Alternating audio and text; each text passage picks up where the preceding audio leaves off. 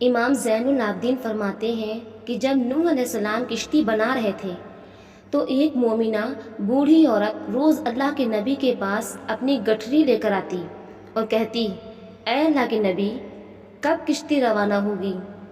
نوح علیہ السلام فرماتے، ابھی دیر ہے۔ وہ عورت شام تک بیٹھی رہتی اور پھر اٹھ کر چلی جاتی۔ ایک دن نوح علیہ السلام نے فرمایا کہ اے عورت، جب جانا ہوگا تو تمہیں بتا دیا جائے گا۔ یہ عورت واپس چلی گئی اور انتظار کرنے لگی کہ کب نوح بلائیں گے۔ اسی دوران عذاب آ گیا اور کشتی روانہ ہو گئی، لیکن نوح علیہ السلام نے اس عورت کو نہ بلایا۔ ظاہری طور پر نوح علیہ السلام کو اس کو بلانا بھلا دیا گیا تھا۔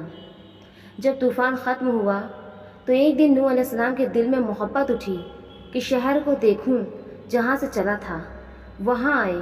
قریب جا کر دیکھا تو ایک جھوپڑی میں دیا جل رہا تھا۔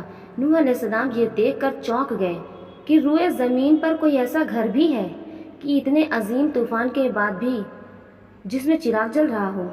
انہوں نے وہاں تکبیر بلند کی تو وہ عورت سامان لے کر آ گئی اور کہنے لگی، یا نبی اللہ، کیا کشتی تیار ہے؟ چلیں۔ نوح علیہ السلام نے حیرت سے اس کو دیکھا اور کہا، رکو بڑھیا، کیا تمہیں کچھ بھی پتہ نہیں چلا؟ وہ کہنے لگی، یا نبی اللہ، کیا نہیں پتہ چلا؟ اتنا بڑا سیلاب آیا، بارش آئی، تمہیں کچھ بھی پتہ نہیں چلا؟ بڑھیا کہنے لگی، یا نبی اللہ، بس ایک دن بادل گرجے تھے اور کچھ ہلکی سی فوہار پڑی تھی۔ نوح علیہ السلام حیران ہو کر آسمان کی طرف دیکھنے لگے اور کہا، میرے اللہ، یہ کیا ماجرا ہے؟ اللہ تعالیٰ نے نوح علیہ السلام پر وحی بھیجی کہ اے میرے پیارے نبی، اس عورت کے دل میں چونکہ تمہاری محبت تھی اور تم نے اسے پابند کر دیا تھا، اور چونکہ تمہارا اس سے وعدہ بھی تھا کہ نجات کی کشتی میں اسے لے جاؤں گے، اب جب کہ تم نے اپنا وعدہ پورا نہیں کیا، لیکن اے نوح، میں تو تمہارے وعدے کا ذمہ دار تھا، اس لیے میں نے اس بڑھیا تک عذاب پہنچنے ہی نہیں دیا۔ امام سجاد علیہ السلام نے پاس بیٹھے اپنے مومنین سے فرمایا، او مومنوں، یہ حدیث قیامت تک کے مومنین تک پہنچانا تم پر واجب ہے۔